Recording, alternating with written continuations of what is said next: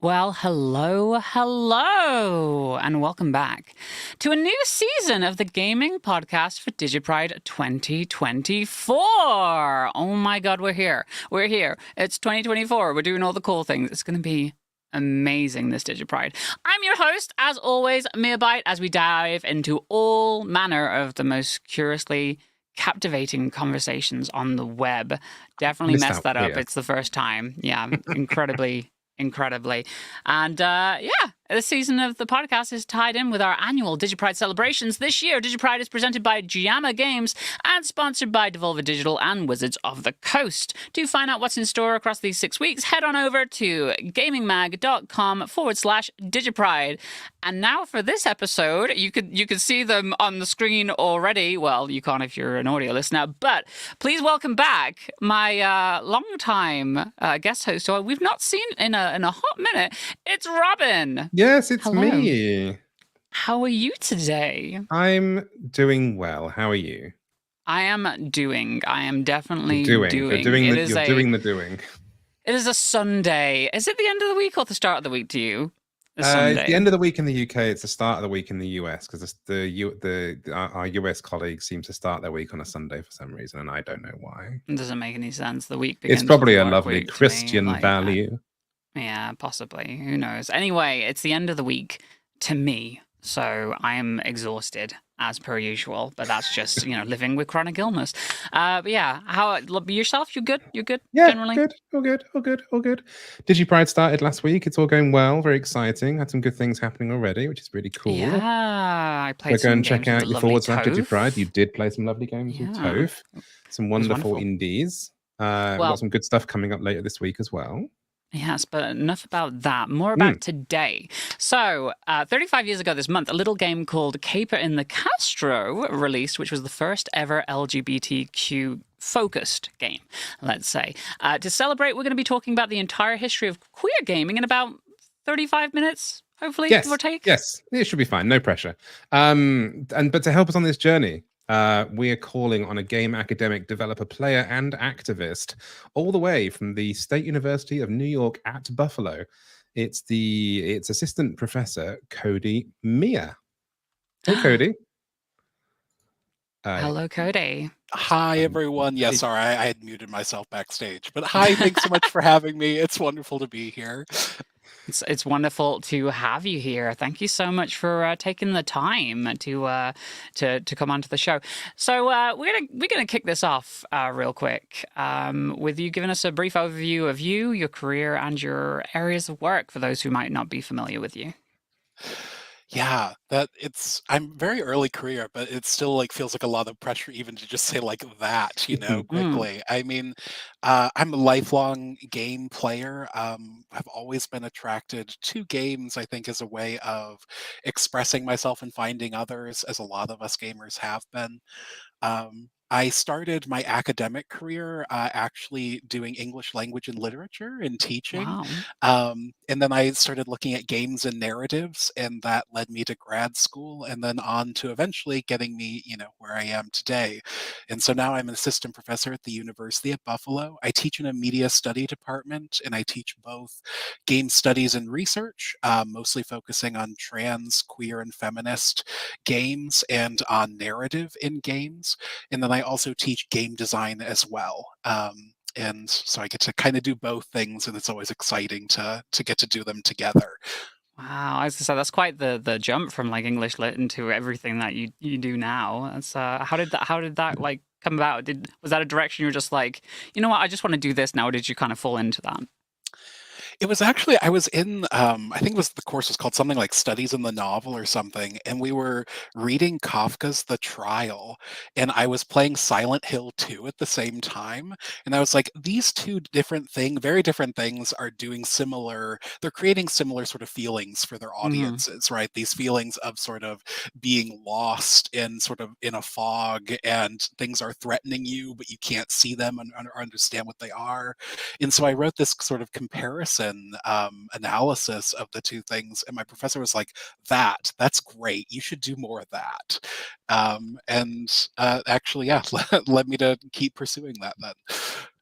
It's wonderful when people think that games is kind of this new fangled hyper digital thing, but so much in like any other entertainment form, so much of it is based on some version of written work that goes back to the year dot. We've seen how many times Romeo and Juliet been done in a variety of different movies, some good, some bad. Sorry, Leah. And because if, for example, I'm quick shout out to one of the sponsors, Jammer, who just released a demo of Inotria that Mia's playing on Tuesday, actually.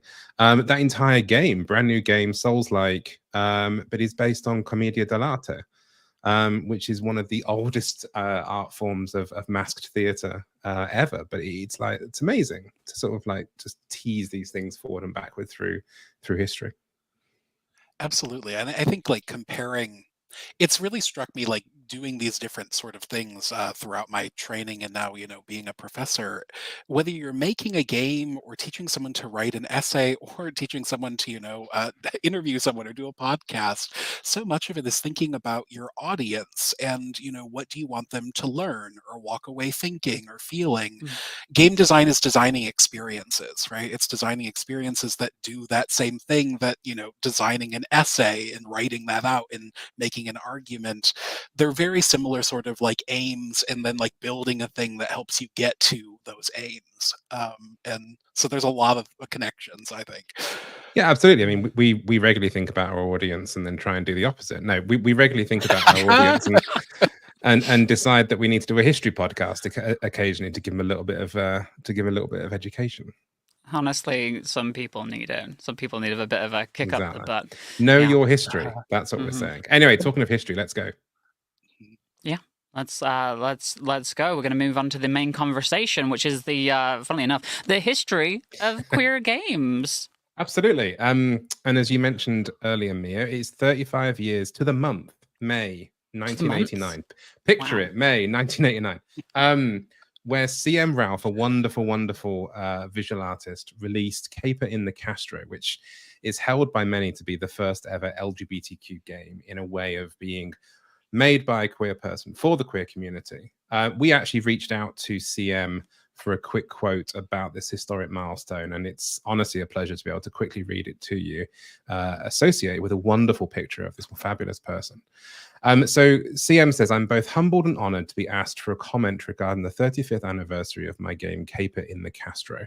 What began as a simple what-if creative project for me has over the years grown a life of its own and traveled around the world. I am grateful for the opportunity to share it with all of you. My message on this occasion is to the next person out there who's asking themselves, what if? Stay inspired by focusing on what's good in the world, reject cynicism, create every day, strive toward building communities of greater tolerance, inclusion, kindness, and hope. That's such a wonderful message. Like, I absolutely love that. And it just occurs to me now that this game released when I was 3 months old. And so now I feel like a fossil, 35 years. Wow. Okay. Four years for me. Let's not go there, but yeah. Let me process that for a moment. Okay, I'm good. All right. So, Cody, 35 years since Caper in the Castro. What can you tell us about this particular seminal game, and how did it change the landscape for queer representation in gaming?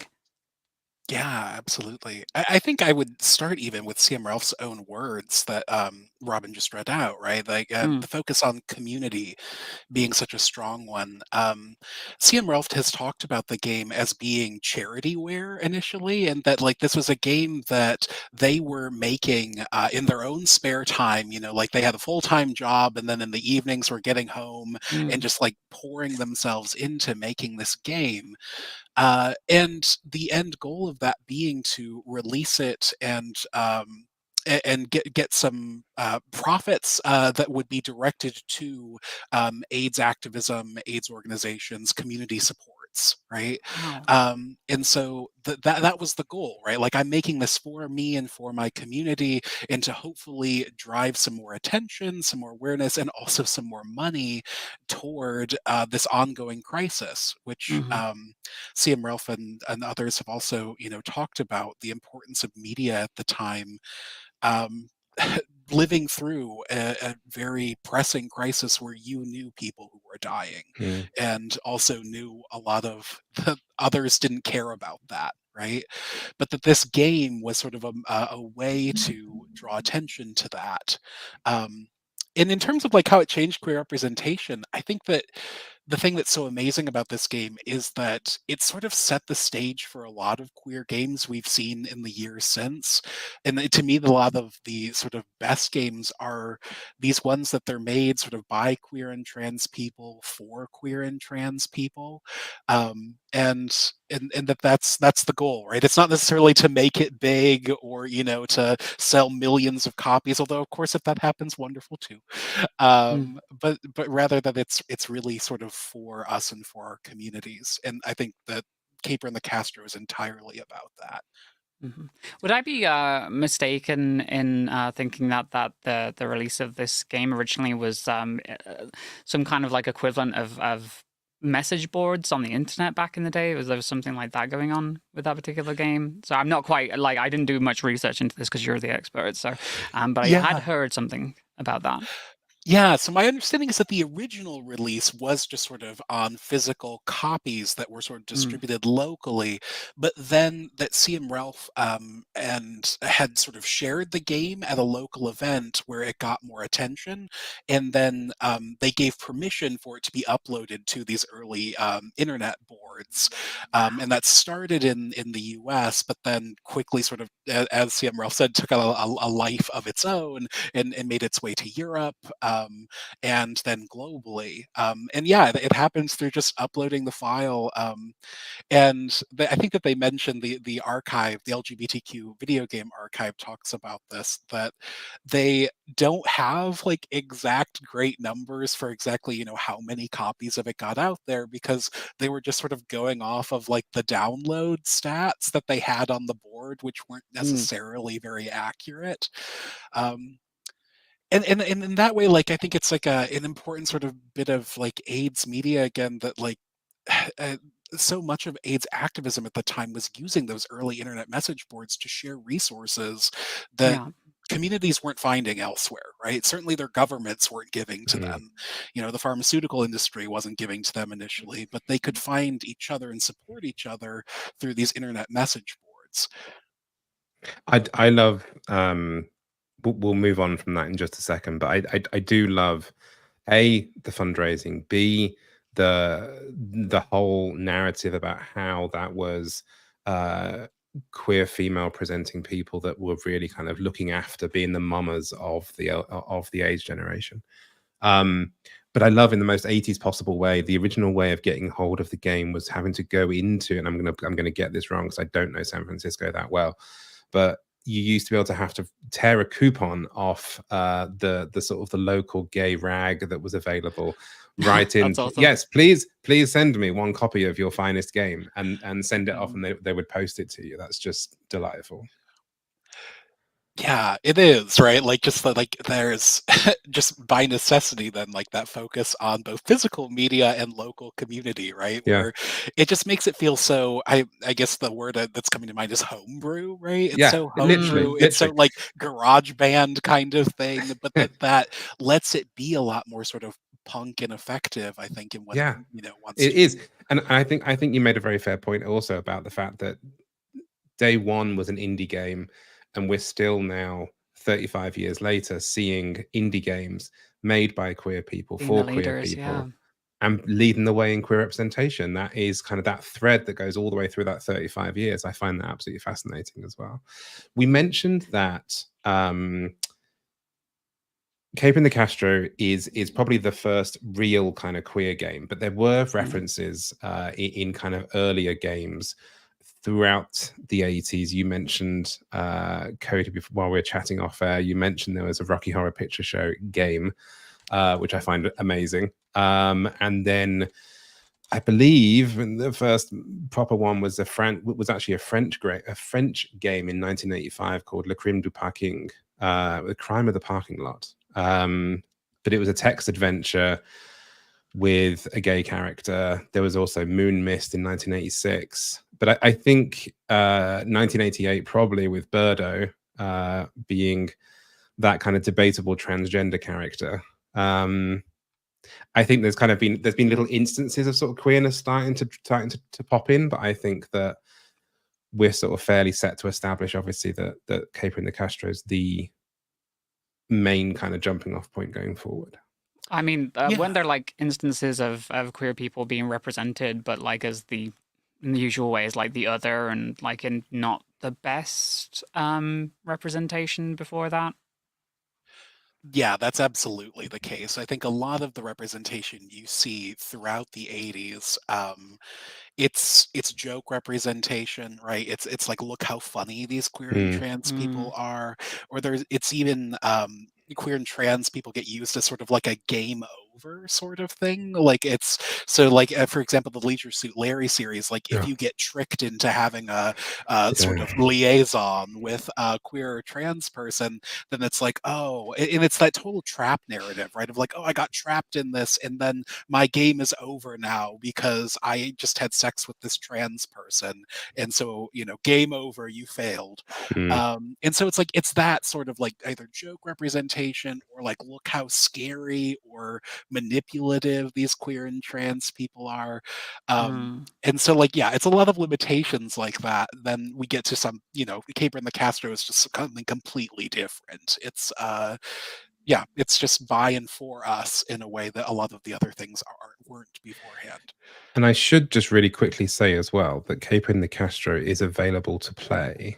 I was going to say it was like lost media for a while, wasn't it? It's not. It's actually on the Internet Archive. I'm just going to drop a link into chat.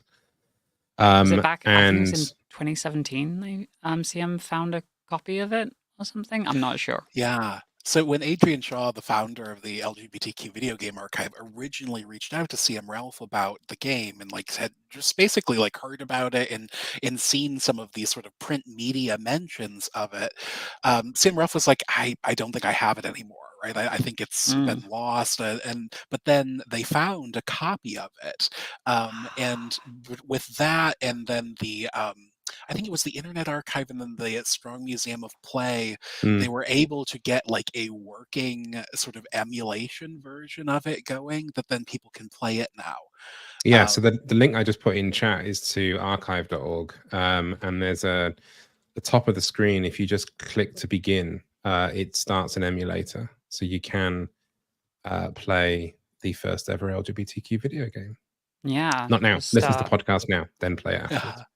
Yeah, exactly. I think it is bundled as well with a guide, because I will sort of flag, it's that generation of sort of like point and click games where it's the answers might not immediately be obvious, like the things you're looking for. And so if you ever get stuck, there is a guide for it too that can sort of help you through those points. And it's also probably worth just a content warning on some of the language and the phraseology being used is more of an 80s phraseology than something we would kind of necessarily use in some ways today as well. But that's history, that's time. Moving forward then. I was just going to say, to circle back to the initial question, like what are some moments that stick out to you, Cody, as like some key moments in like LGBTQI plus video game history? Yeah. I'm going to try and limit myself to just a couple of things. I remember like when I was first working in the archive, one of the things that like really surprised me was actually which games have a decent amount of queer representation in them. And like one of the series that actually has the most queer representation is Grand Theft Auto. Really? And it is, yeah. And that like shocked me the first time I heard it, but then like you think about it a little bit more and it kind of makes sense. Again, there it's often not great representation, it's often still either joke representation or like look at these seedy sex workers. They add such, character to our city or something like that. But like that throughout I would say the 80s, the 90s, and the 2000s, that there's this steady growth in queer representation, which again, it's not always good representation. And by good there, I mean like it's not always like affirming of queer people. Sometimes it's we're the butt of jokes, whatever. But there's this steady growth even within a mainstream industry that often didn't consider us or, didn't want to include us, but that yet we're still there. And alongside that, the second thing that really stands out to me is that sort of through line that Robin, you mentioned, right? Of like all through that 35 years, queer people have been making games for ourselves the entire time. A lot of that content, I don't think, had a public face to it until we get to like the last 10 to 15 years, and we have things like itch.io and Steam where people can sort of self-publish a game that they made. And I think that's part of why we see now this explosion of queer games content, which is just really great. But I think that was happening sort of all along. It's just the tools are more accessible to make games now, and it's easier to get them out there and share them with each other now. Would you say there was like a moment of queer representation in video games that just stuck out to you and spoke to you and said, okay, this is it, this is a game changer now? Whether that be... For me personally, I think the moment like that for me was the game Gone Home in 2013. Although like I will say that like that was sort of like getting more toward like my own personal sort of gaming history than I would say like the history of queer games writ large. But I feel like Gone Home was such a sort of like watershed moment because it was the the first time I think we saw an indie game go mainstream in a way, right? Like where it got a lot of attention, it was incredibly successful, and that it had as its main sort of story a queer romance, and so like I think that for me, both personally and then I guess maybe I would say more broadly for queer games too, like that was a big moment, that was transformative. In the same way that like some years later, seeing that that kiss that Ellie had in The Last of Mm. Us, and we saw that on like the main stage. I can't, if it was E3 or something. Mm-hmm. Like that was something that 15, 20 years prior, I would have never thought we'd see. I'd be like, that maybe my kids will get to see that or something, but I won't. And then so Yeah. like but then we have those moments. It's like, oh, but wait, that can happen with a lot of work, a lot of people pushing for it, but it can happen. There's been some really interesting examples, and I think the one that sort of actually stands out to me is back in 1998 with Fallout 2. Because it was the first example of first example of same-sex marriage in a video game. And I think what was most interesting about it was it was 6 years before same-sex marriage became legal in the US, and 18 years before the first legal same-sex marriage in the UK. So actually, where games have had a nasty habit of sort of following society change, this one sort of leapt ahead and kind of put a marker down. I just found that absolutely fascinating in terms of sort of how it plays off against societal, where society is. That one seemed quite far ahead of it. I mean, like as you said, like this is kind of like more of a personal history thing. So let's move into personal histories then. Cody, yourself, is there any other thing else that like stands out? You mentioned Gone Home, and obviously like a pivotal moment for the industry being like Ellie and their kiss. Is there any other like moments for you that are just personal to you? Yeah. A couple come to mind, and I think this actually builds on sort of what Robin was just saying too, like in the 2000s, the Fable series allowing you to have same-sex relationships. I remember that being incredibly important to my younger self. Like that was like I heard that about the game, and I was like, oh my God, you can do that in that game? I need to go try that. But like I was also very closeted at the time, so it was like, oh, don't let my parents know about this. But like it was like that sort of like queer clandestine sort of thing that happened well before marriage equality was passed in the States. So like there were these moments like that where even a mainstream game like the Fable games, that they had those options.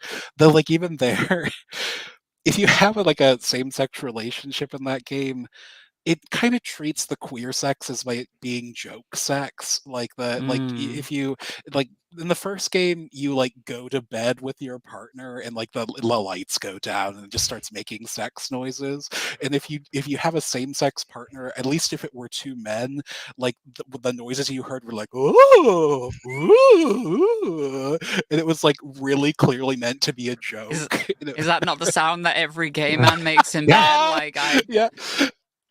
Absolutely.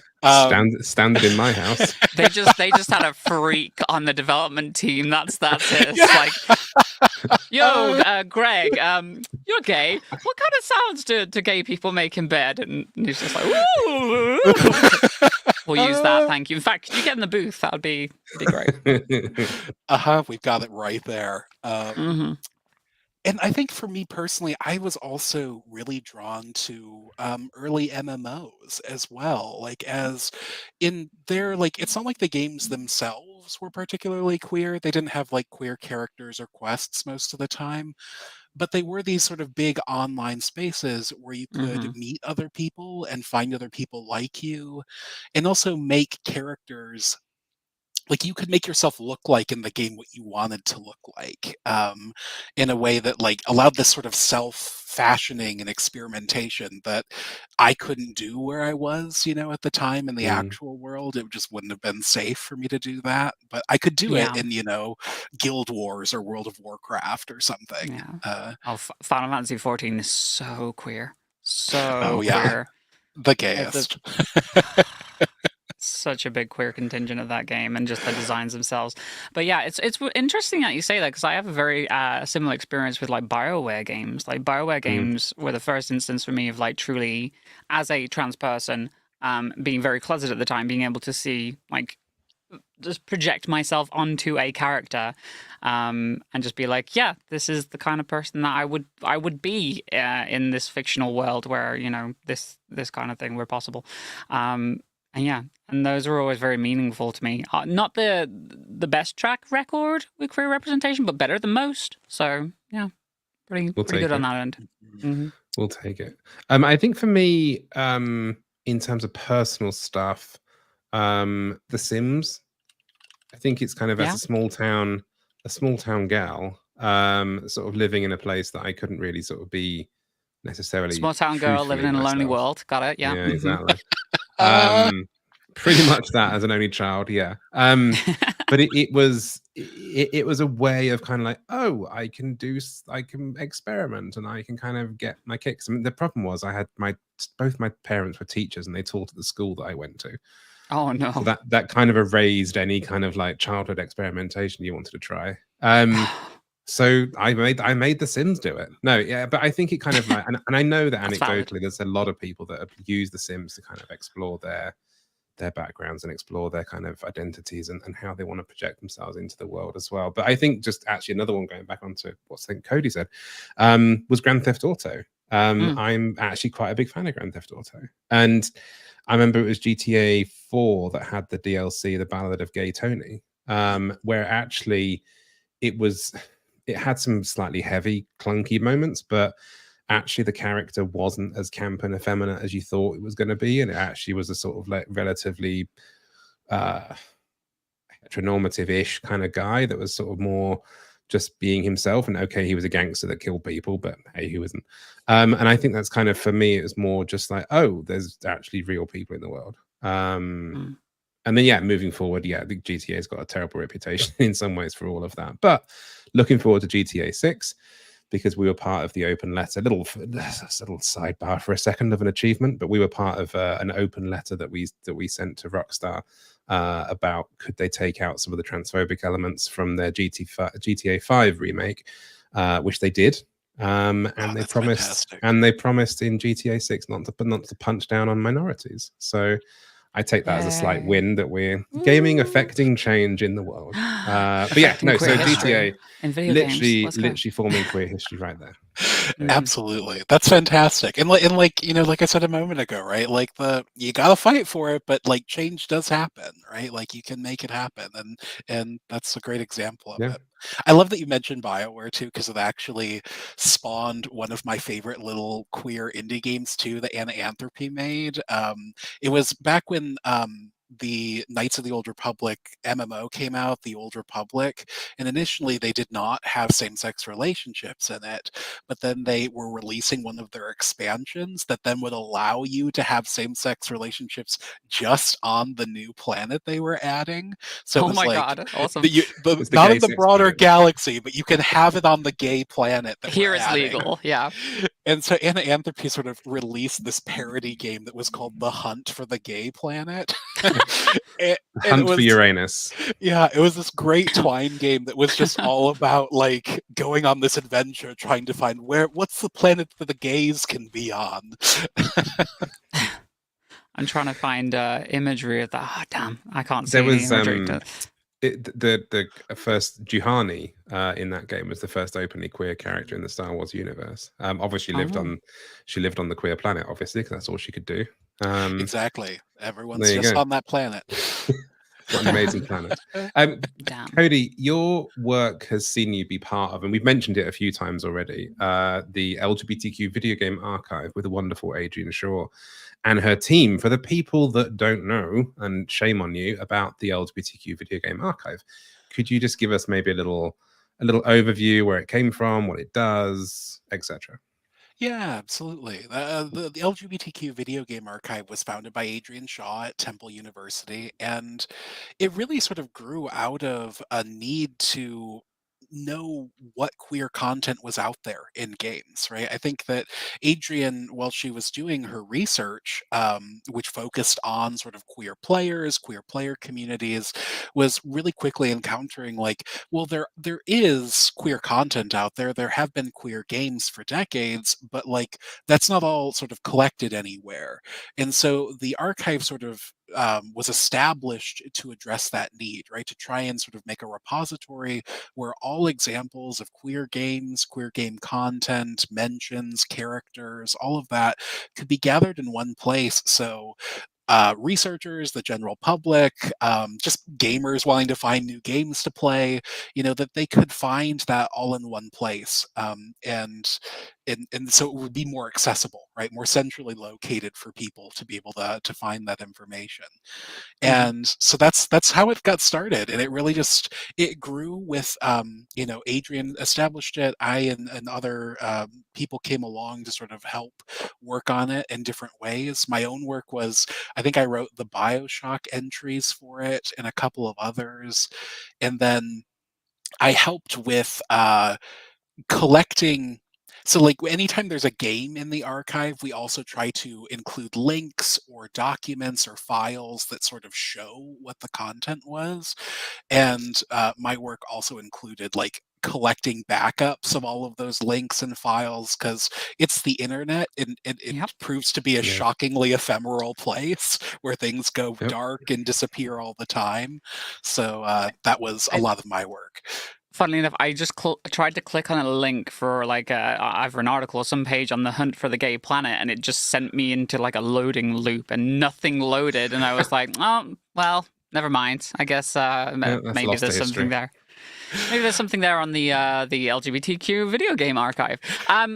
We might have a Funnily file enough- somewhere. Yeah. Yeah, maybe. Hopefully. Just a map to find the queer planet. That's all we need. Yes, please, just give me that. Not that I can get off this rock anytime soon. Yeah. But there are going to be some people out there who are like, ugh, queer.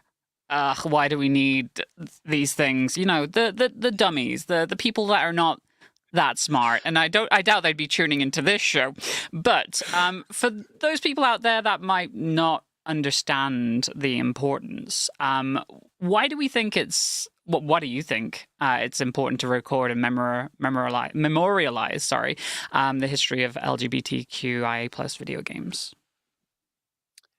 Yeah, for me, I always go, and this is something that Adrian has said in her work before, and it's something that I just know from personal experience as well, in a way that I think probably a lot of us do, but like queer games and finding queer characters and narratives like allows you to sort of see what life can be like even before you ever get to live it or experience it yourself.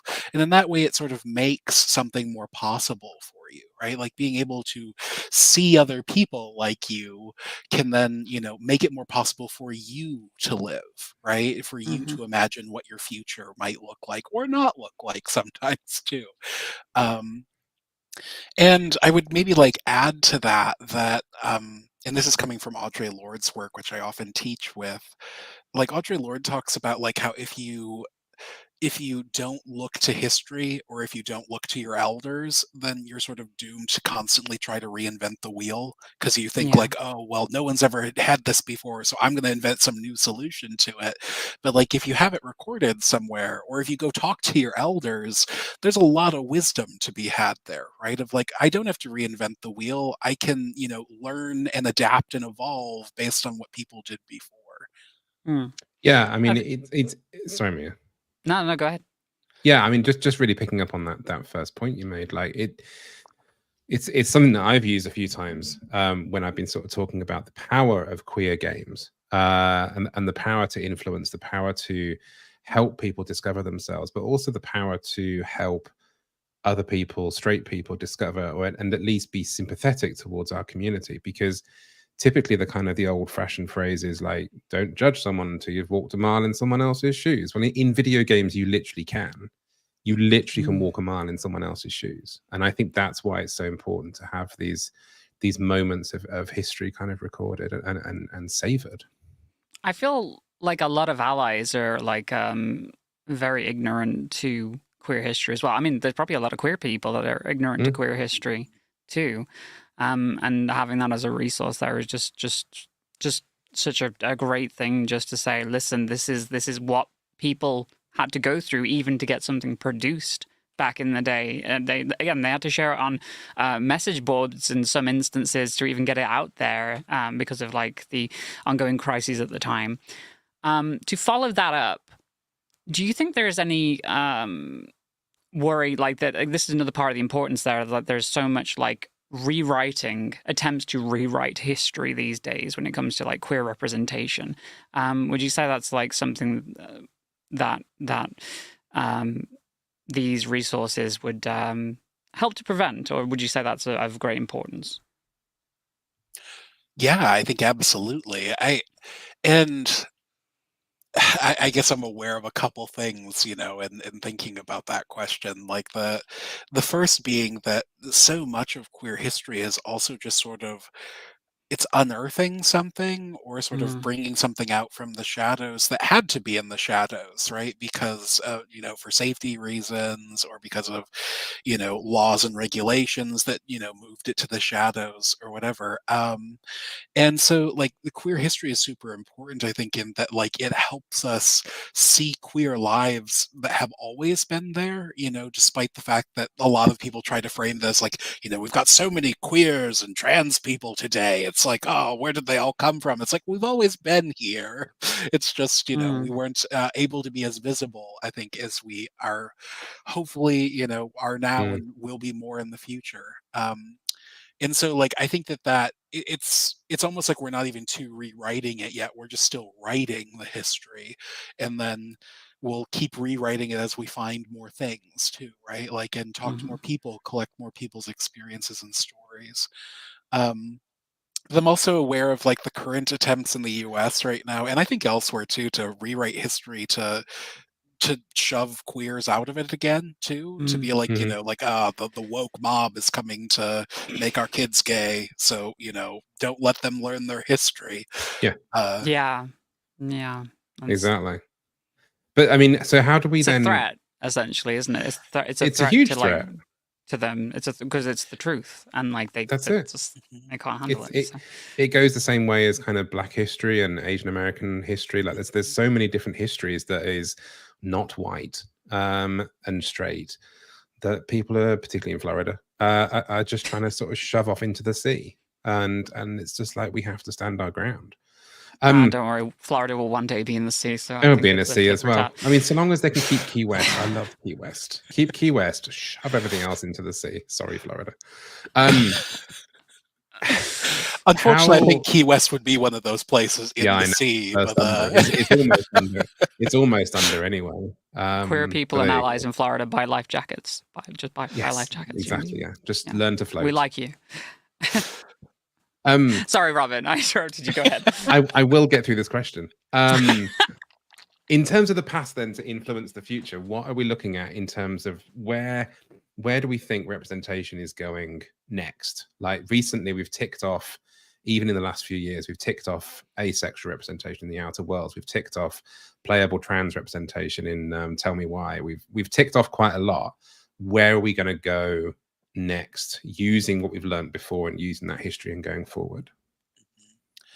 Yeah, I mean, I think looking to games like Caper and the Castro, like, and this goes back to, again, that through line of, queer indie games that's always been there. But, like, I think that we're going to continue to see more and varied queer indie games. And I'm absolutely, I don't think we can have enough of that, because even with all of that, a colleague and I published a paper a couple years ago that was, even with, yes, we have more asexual representation, we have more of these other things, but like, there are particular like intersections of identity that people obviously are living in, but that aren't represented at all still. So for example, I think that we found that we couldn't find examples of Black trans men at all in games. So we couldn't find a single instance of a Black trans man in a game. And maybe that, that's since changed, hopefully so. But like, so even as, the representation is improving, there are still sort of people and intersections of identity that are left out there. So I think that we still need more stories and more people Mhm. telling their stories through games. I envision maybe one day my perfect key moment will be like a new major AAA title comes out that like everybody loves. It's like a continuation of a series. Next Call of Duty, all the characters are queer. Just all the characters are queer. The people who play it every year don't have a choice. They've got to Let's just deal with it. Walk watch a the mile in world somebody else's burn. shoes. Yeah. Uh, Yeah. Like that doesn't Actually, happen. That's good what they say happens, but it doesn't happen. Sorry, go on. good point. No, good point. In terms of representation, we're going to be really quick because I know we're getting slightly tight on time. But in terms of representation and things to go forward, we've seen an awful lot recently about being able to play LGBTQ, being what we call player sexual or pansexual or whatever, where you can choose to be gay or you can choose to have a queer storyline, but you might not. You might choose not to, and that's totally fine. Mhm. But I think that We did a whole actually podcast about it, funnily enough. we did do a whole podcast about. Well, you did. I wasn't there. But what I think is actually really important is like Tell Me Why. More games that just normalize having a queer character, and there ain't no getting around it. You have to play as a queer character because we've had 50 years, 40 years of playing straight characters. Like, it's about time that people started to kind of just embrace, this is a person, this is the playable character, by the way, they're gay, deal with it. I think more of that, because that will continue to normalize, continue to press people into walking a mile in someone else's shoes. That's what I want to see. Yeah, I would completely agree with that. And like there are so many queer indie games that like are I would say like the AAA approach is often to sort of give you that sexual gender buffet of like, look at all of these options you can have, and all of them want to fuck you. How wonderful. I love But Baldur's like Gate 3 as much as we love Yeah. Baldur's Gate yes, 3. I love Baldur's Gate Yeah. 3. And if they don't, you can mod it, and then you can. Exactly. But then like so many queer indie games are actually about like limitations, right? They're about like you don't actually Yeah. get to sort of self-select out of this, or you Mm. don't get to, decide exactly who the character is or who they fall in love with. Like this is a set story and you're going to experience that story. And I think that there's actually something really wonderful about that too, right? Like that not everything has to be for everyone, Mm. but like there can be really wonderful queer and trans things that are specific and limited but also very meaningful in those limitations. Yeah, absolutely. Mhm, mhm. Right. So, lastly, before we wrap up here, what are you currently working on, Cody? What are we? Where are we at with LGBTQI plus games research? Yeah, I think we're in like a really fantastic and also challenging moment. We were just talking about this a little bit before the stream started, but the archive is kind of in an interesting moment too, where now there's just so much content out there that we kind of have to figure out a new way to still do that work and keep it sustainable, because it's not really doable now for a team of 3 or 5 or 7 people to collect all of these things and still be able to do that and do our day jobs at the same time. So like I think we're at this like wonderful explosion of queer and trans content, but we also kind of need more people involved and also need to figure out sort of how we continue to bring all of that together to continue making it available to people. Yeah, so continue doing that, but doing it in a sustainable way, given the exponential growth. In my own work, I would say that I'm really interested in telling sort of more local and regional queer stories. So, like my lab at UB is called the Omnitrix Gaming Lab and Studio. We focus on this thing called community storytelling, which it's just a term that we use for like we like to work with communities to tell the stories they want to tell. And one of the things that we're starting now is a project that we're calling Gaming in the Rust Belt. And it's looking at Rust Belt sort of communities and cultures in the US that often don't have a lot of stories told about them, and certainly not queer or trans stories told about them. But other than I always get the title wrong because my brain just matches it up, but like Stone Butch Blues is a story that was, it's a very Rust Belt sort of queer story, right? Novel.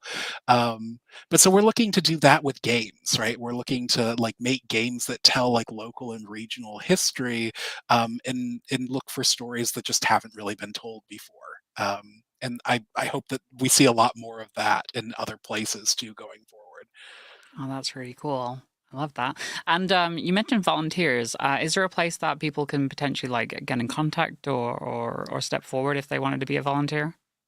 Yeah, I mean, with both things I mentioned, with the archive, there is a contact form. You can also reach out to either Adrian or anyone working with the archive, and we can help make sure that you're connected, to the conversation and what that ends up looking like. Mhm. And then for the Omnitrix Lab, that's also open to people outside my university too. If you want to collaborate with us or get involved, just reach out to the email contacts on our website too. And should I write that in the chat maybe somewhere? Or Yeah. If you want to pop that down, we'll make sure that that gets. Yeah, you drop that in the brought up. chat. I mean, for the audio listeners, I just shared a link on screen, which is no use to you at all. So the That was video game, Yeah, go ahead. the video game archive is available at lgbtqgamearchive.com. Yes, absolutely. And again, if you're looking to support Cody's other wonderful work, you can head on over to the Amatrix Gaming Lab and Studio, which I'm not sure if is there a specific website for that? I guess if you just Google that. Yeah, I think the easiest way will probably be to Google Yeah, it. And so okay. Amatrix is spelled Amatrix, and then Gaming Lab. If you Google just Amatrix Gaming Lab, it will pop up probably as the first or second result. So Wonderful. Right, we have a little bit of time left, so we're going to move on to our last section that we like to call Show Me What You Got, which is our little show and tell section. Our guest has brought in one item that holds some significance to them. It could be something special. A game that they're looking forward to, a movie that they love. Who knows? But we're going to find out. Do we want Cody to go first today? Yes. Yeah, let's let Cody. Special guest first. Yeah, you go first. Tell us. You've got a screenshot for us. You tell us what this is about. I do. Oh, and thank you for pulling it up for me. So this is a screenshot from my World of Warcraft guild. I've been a longtime World of Warcraft player. I think I started playing in 2007, 2008. Not with the same group the whole time, but this was my guild that killed.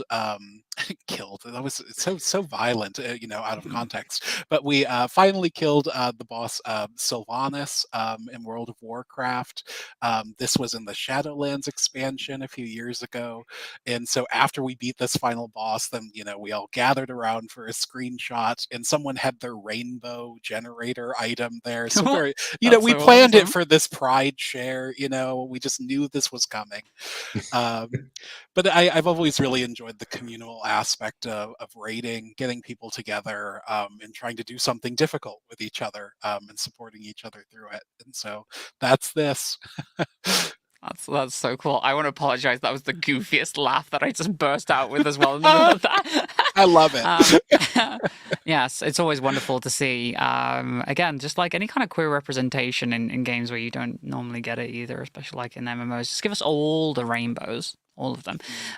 Robin, you've not done this yet, have you? Would you like to? This is my first time showing something on the internet. Oh, okay. All right. Mm-hmm. Would you? Excuse me while I might whip get this banned out. depending. Twitch TOS, but okay, we'll see. Show me what you got. Fingers crossed. You can see behind me an awful lot of Lego collections. Now, I was bought this by my loving partner at Christmas, and I haven't been able to show it to many people, but it's my Lego. Infinity Gauntlet. That's what I was after. Infinity Gauntlet. That's fantastic. Which is actually quite delicate. It's all literally thousands and thousands of pieces of. Don't drop Lego. it. No, I know. Don't drop it. But it's even the sort of like the fingers are opposable as well, so you can literally sort of like you can just. If you're really fed up with someone in a meeting, you can just sit there and just flip them off in the background. Well, this was going to be my question, but you said it's delicate. Can you snap the fingers? Can you do the snap? No. It's literally you can only go up and down, and the thumbs. You can snap off the fingers. Yeah, I mean you can snap them off, but we're not going to do that, are we? But yeah, that's my. It's very nice. And it's got multicolored gems on there, so it's technically like queer themed. It's rainbow as well. Rainbows. Mia, what's yours? I will show you what I've got. Nintendo sent me this. They just released the remake of Paper Mario: The Thousand Year Door. So they sent me like a papercraft battle stage, which is very, very awesome. A post that I made about this just went like semi-viral on Twitter as well. It's got like 3,500 likes so far, and I think the Paper Mario fans found it. But yeah, I wanted to bring that up because I wanted to mention, not just because it's incredibly cool and took me over 2 hours to put together, but Vivian, the character Vivian that they reconfirmed, is actually a trans character. They were a trans character in the initial Japanese release, and then in the UK version back in the day, I think it was around 2002, 2003, Nintendo of America and the translation team, like, they completely censored that out of like the US release. But now that the new game is out, they've restored that Vivian is a trans character who's one of your like allies that you travel with and battle with. And I don't know, I'm very happy about that. That was going to be one of the moments that I mentioned earlier as well, like the key moments for me. That and Bridget from Guilty Gear being confirmed. I was going to mention this actually back in the conversation, just to jump back into it for 2 seconds. But there's been, particularly through the 90s and early 2000s, that when there wasn't necessarily a kind of bold amount of LGBTQ representation, there was an awful lot of potentially things that were lost in translation, where there were kind of examples, particularly in kind of trans characters, that were kind of either zeroed out in translation, or there were instances where the character was either mistranslated and what should have just been a girl turned into a boy who was a girl. And then there's kind of like language barrier issues and stuff that kind of started to raise various shades of the trans flag and stuff. And I think it's fantastic that either they've been put back in, or they've been confirmed, or what was maybe a kind of, as I say, a bit of lost in translation was kind of someone, they fell on the right side of the coin and said, yes, this is definitely a trans character. And I think that's fantastic. It's great to see it. There's so many naysayers on Twitter now trying to argue that the character was originally a cross-dresser in Japanese, but like you go into like Japan, and again there's that lost in translation element because they have words like, again, this is considered like not a great word in Japan to describe trans people, but like new half and things like that they use instead of actually using the word trans, because they don't really have a word for trans, so they couldn't directly overtly say it. But yeah, the character is trans. I mean, it's straight from the author's mouth at this point. Accept it. Exactly.